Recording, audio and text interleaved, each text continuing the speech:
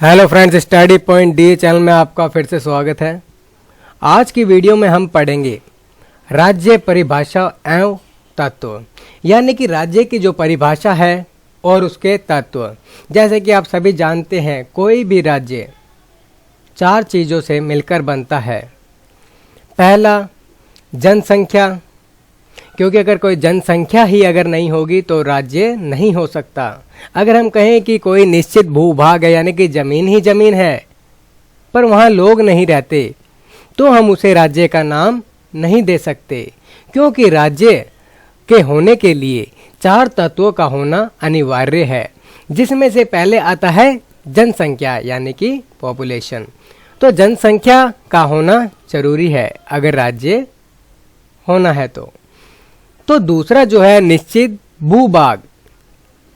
तो निश्चित भूभाग ये है दूसरा, और जो तीसरा है वो है सरकार। जो तीसरा पॉइंट है वो है सरकार, और चौथा है संप्रभुता, संप्रभुता। तो इन चार तत्वों से मिलकर क्या बनता है? राज्य। तो आज हम इसका संक्षिप्त में पढ़ेंगे कि राज्य क्या है और इसके जो मुख्य तत्व है वो क्या है। आज हम डिटेल में जानेंगे। तो चलिए दोस्तों शुरू करते हैं। राज्य परिभाषा एवं तत्व। राजनीति विज्ञान राज्य का वह विज्ञान है और इसमें प्रमुख रूप से राज्य का ही अध्ययन किया जाता है। वर्तमान में राज्य शब्द का प्रयोग कई अर्थों में किया जाता है, जिनमें से कुछ का अर्थ निश्चित रूप से भ्रामक है। राजनीति विज्ञान में राज्य का शब्द, राज्य जो शब्द है उसका प्रयोग विशिष्ट तथा वैज्ञानिक अर्थ में किया जाता है। तो राज्य और अर्थ और उसकी परिभाषा।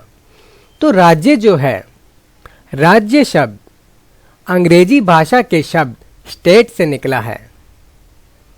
राज्य शब्द अंग्रेजी भाषा के शब्द स्टेट का हिंदी रूपांतरण है। इसकी उत्पत्ति यूनानी भाषा के शब्द पोलिस से हुई थी।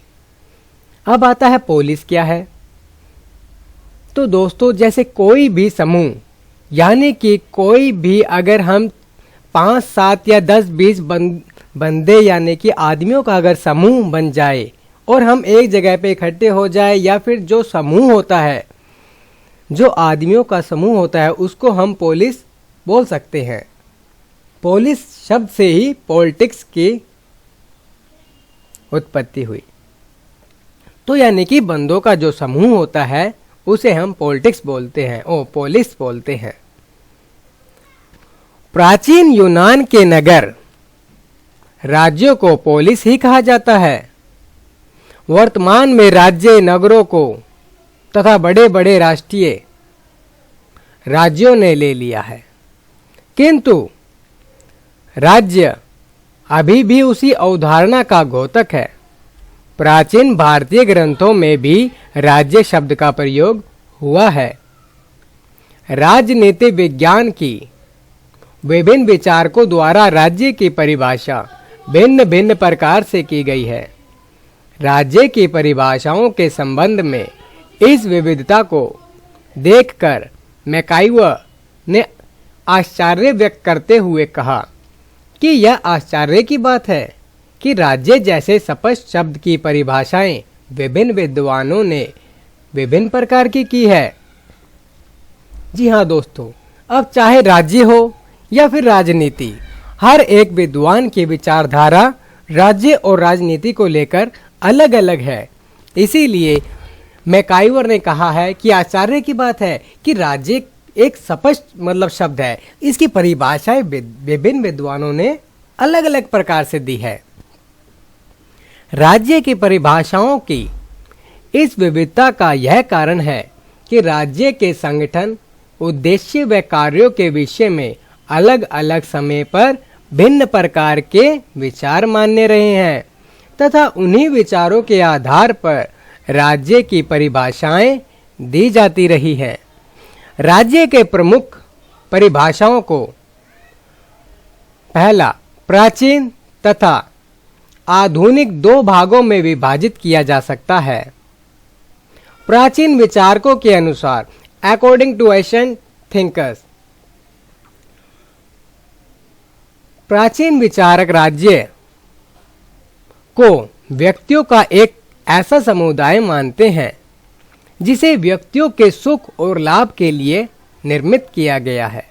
जो यानी कि प्राचीन विचारक है, उनका मानना है कि राज्य एक व्यक्तियों का ऐसा समुदाय है जहां पर हर एक व्यक्ति के सुख लाभ जो होते हैं वो निर्मित किए जाते हैं। और अरस्तू के अनुसार, जैसे कि आप सभी जानते हैं, अरस्तू को राजनीति का विचारक यानी कि इन्हीं को जन्मदाता कहा जाता है राजनीति का। तो अरस्तू के अनुसार राज्य परिवार और ग्रामों का एक समुदाय है जिसका उद्देश्य पूर्व और आत्मनिर्भर जीवन की प्राप्ति है। तो अरस्तू का कहना है राज्य परिवार और ग्रामों का एक समुदाय है जिसमें हर एक के उद्देश्य पहले और आत्मनिर्भर जो जीवन है उसकी प्राप्ति है। अरस्तू के विचार को अगर देखा जाए, उनका यह भी कहना और मानना है कि हम राजनीति को बहुत ही गंदी दृष्टि से देखते हैं और बहुत ही उलझी हुई देखते हैं, लेकिन अगर हम सही तौर पे देखें तो राजनीति ही हर समस्या का हल है। तो दोस्तों, नेक्स्ट जो पॉइंट है, सिसरो के अनुसार, ये एक विचारक हैं सिसरो, उनके अनुसार राज्य उस समुदाय को कहते हैं जिसमें यह भावना विद्यमान हो कि सब मनुष्यों को उस समुदाय के लाभों का परस्पर मिलकर उपभोग करना है। अब आता है सेंट अगस्टाइन के शब्दों में, राज्य ऐसे व्यक्तियों की समझौते द्वारा निर्मित संस्था है जिन्होंने अपना संगठन विधि और कर्तव्यों के प्रयोगों और पूर्ति के लिए तथा पारस्परिक संपर्क के लाभ की प्राप्ति के लिए बनाया है। प्राचीन विचारकों द्वारा की गई राज्य की परिभाषाएं कानूनी होने की अपेक्षा नैतिक अधिक है। इनसे राज्य के यथार्थ रूप पर प्रकाश नहीं पड़ता। और जो आधुनिक परिभाषाएं हैं वो है, आधुनिक युग में राज्य के स्वरूप के विशेष में विचार बदला है। परिणाम स्वरूप राज्य की नवीन परिभाषाएं अस्तित्व में आई हैं।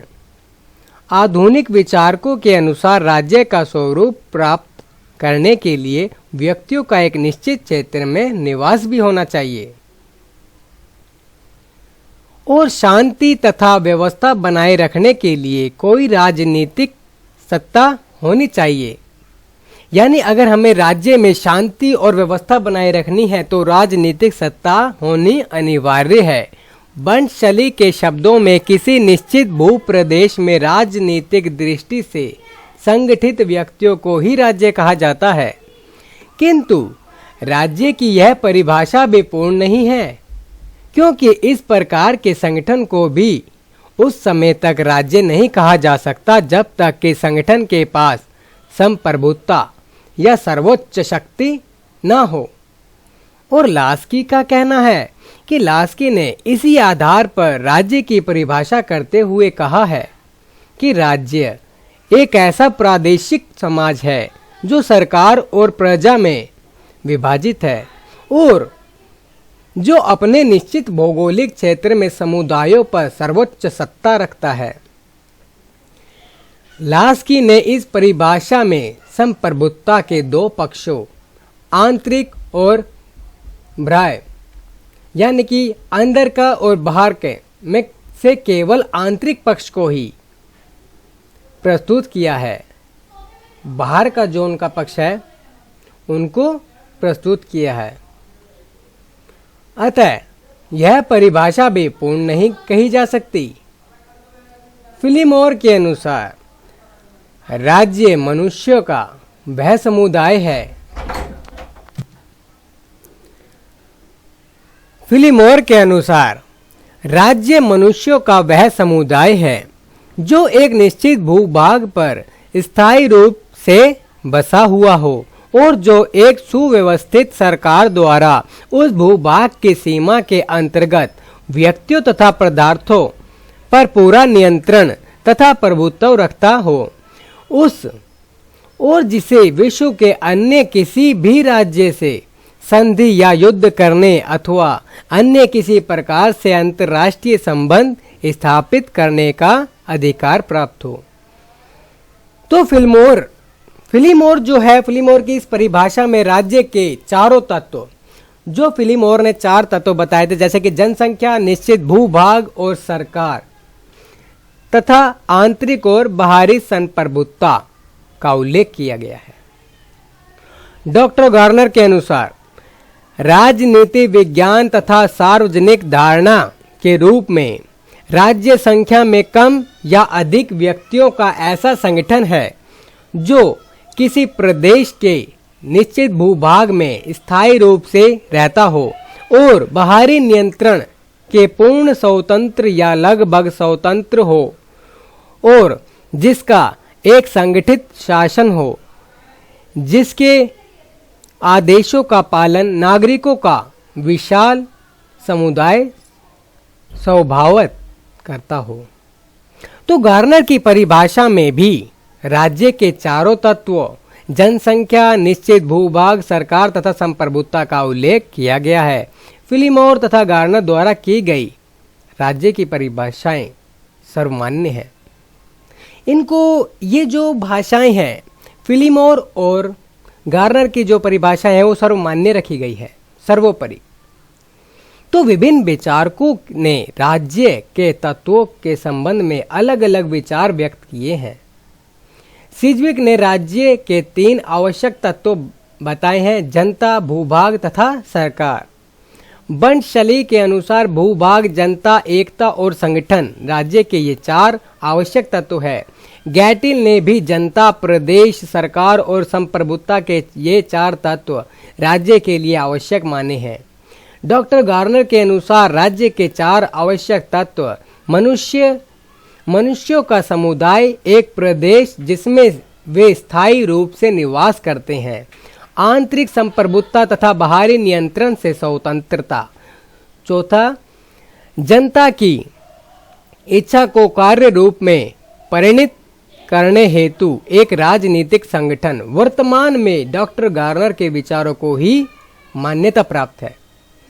राज्य के आवश्यक तत्व निम्नलिखित है, जैसे कि मैं आपको पहले बता चुका हूं। जनसंख्या, निश्चित भूभाग और सरकार, और जो आखिरी का है वो है संप्रभुता।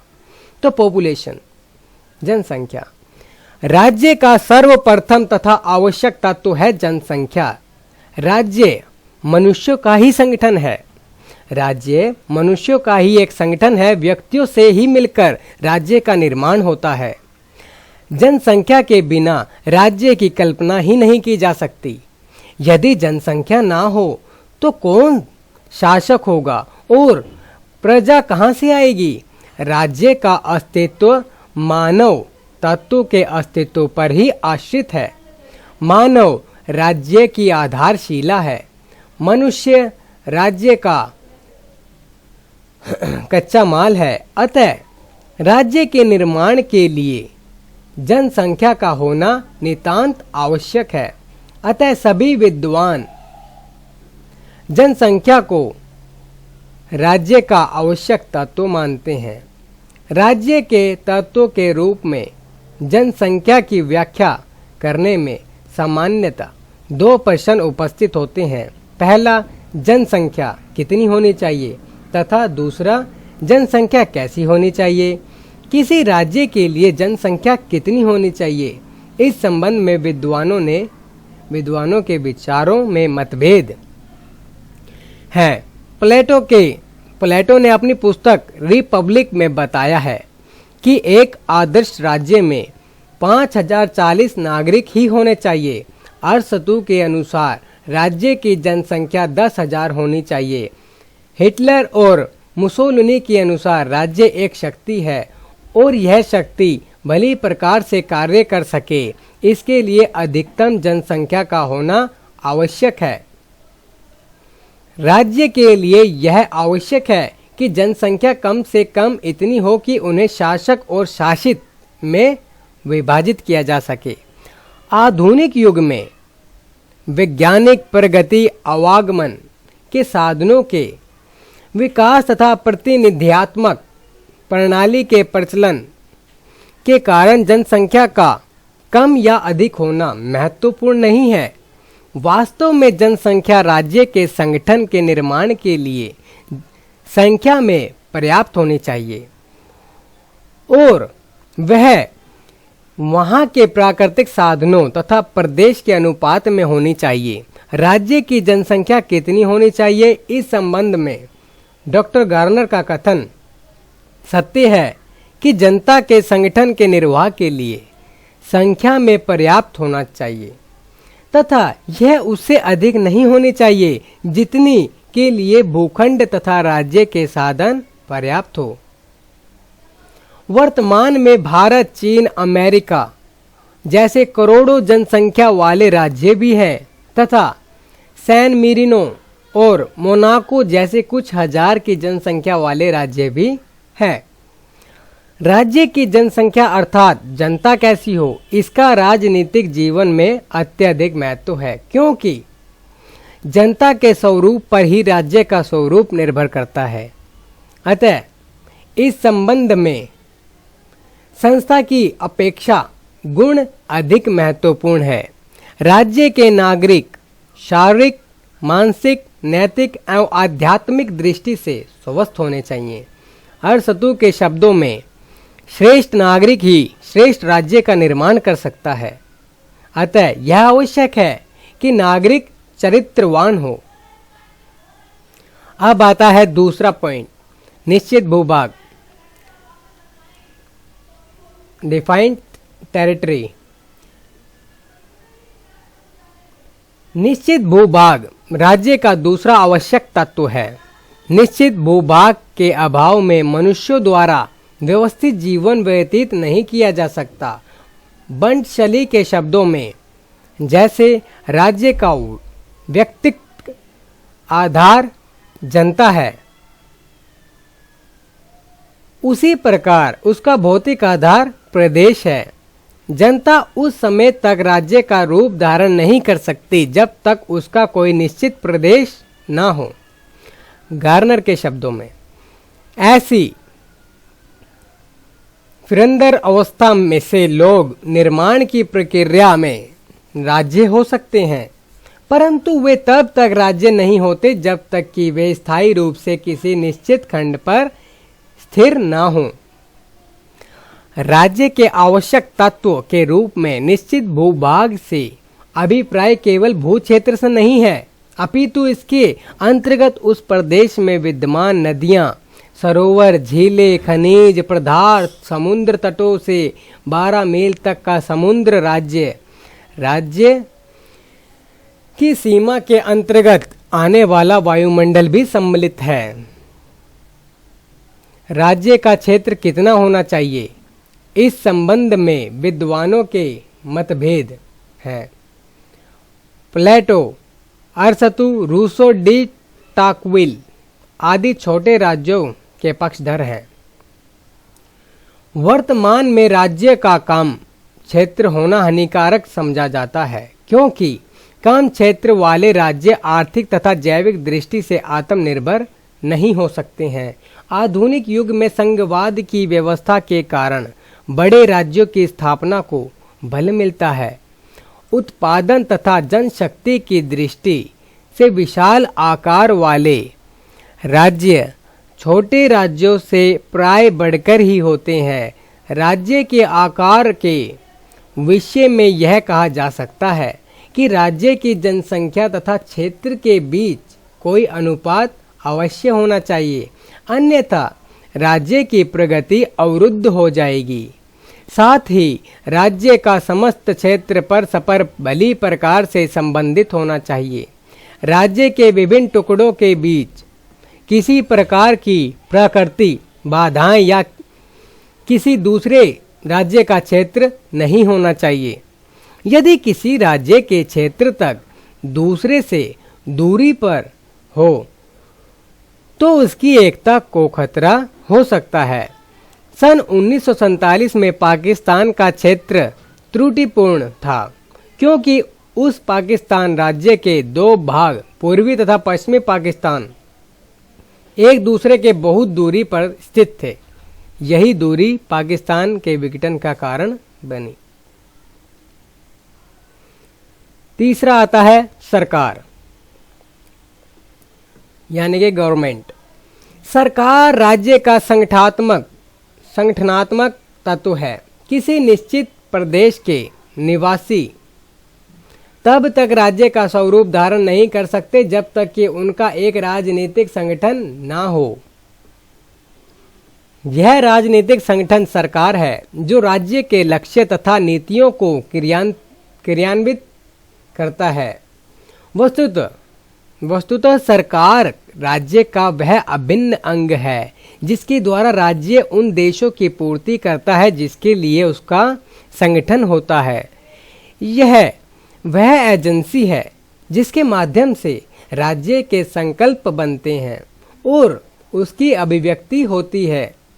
सरकार की व्यवस्था स्थापित करती है और कानून पालन करने के लिए पुलिस या अन्य प्रकार के शक्ति का प्रयोग करती है। इस प्रकार सरकार राज्य का एक अत्यंत महत्वपूर्ण निर्माणक तत्व है।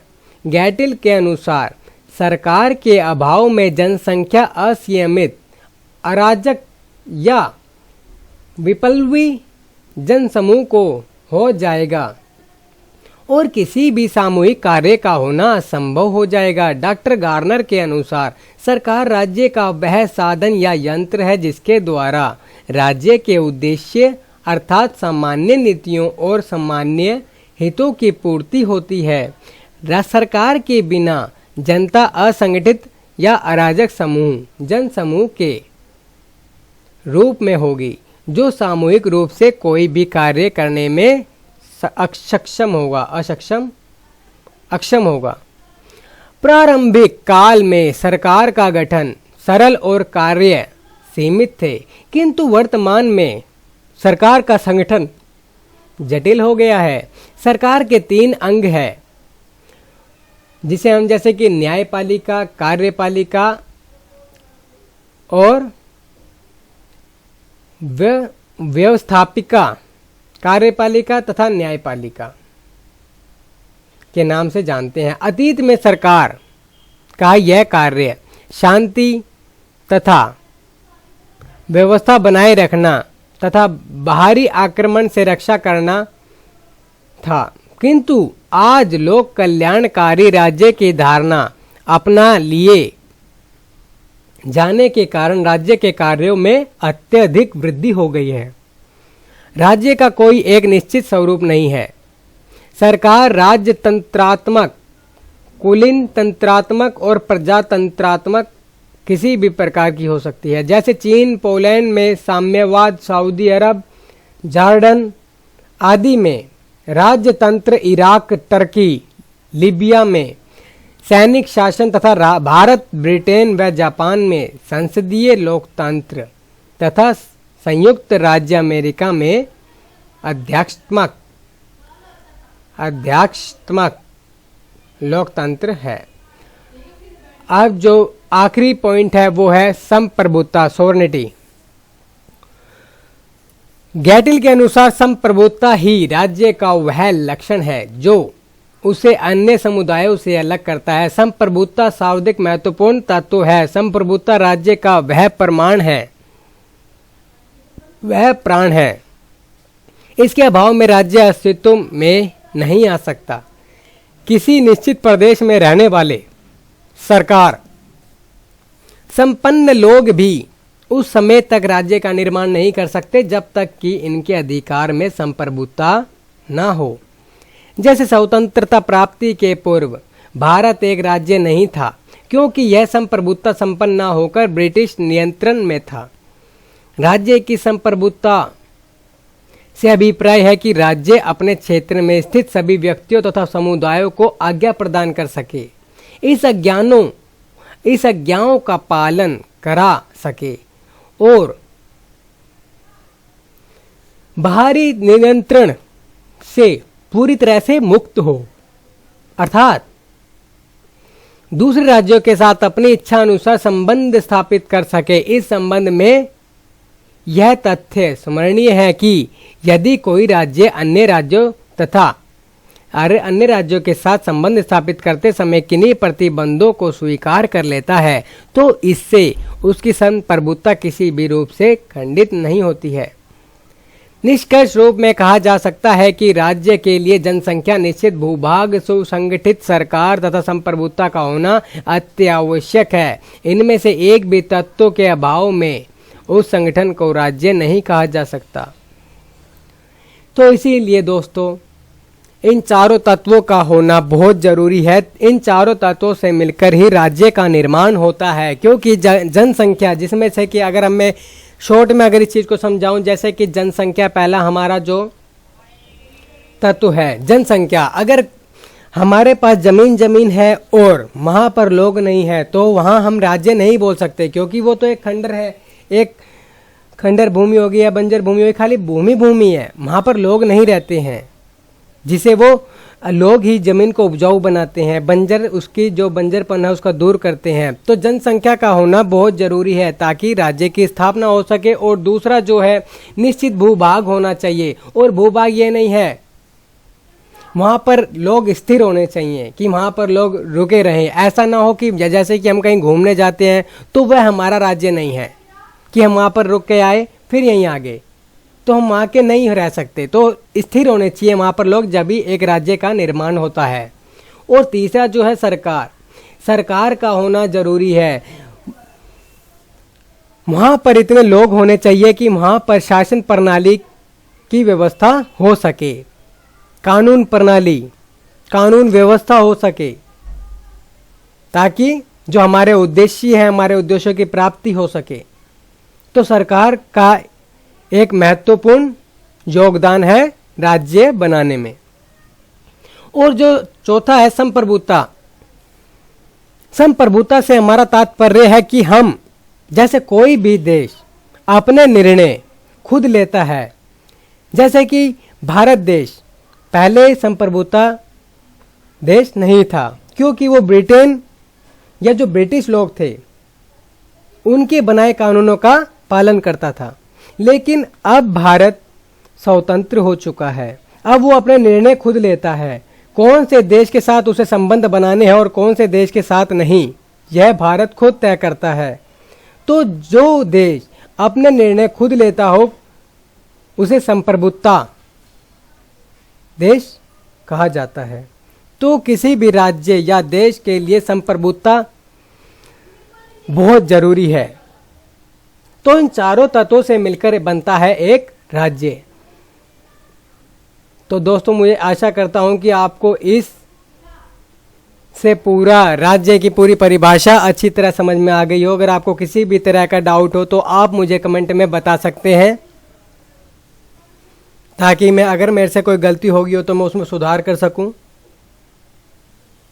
तो दोस्तों आज की वीडियो यहीं समाप्त होती है। मैं फिर मिलूंगा अपने अगले टॉपिक के साथ अपनी अगली वीडियो में। तब तक के लिए thanks for watching this video and take care. Bye bye.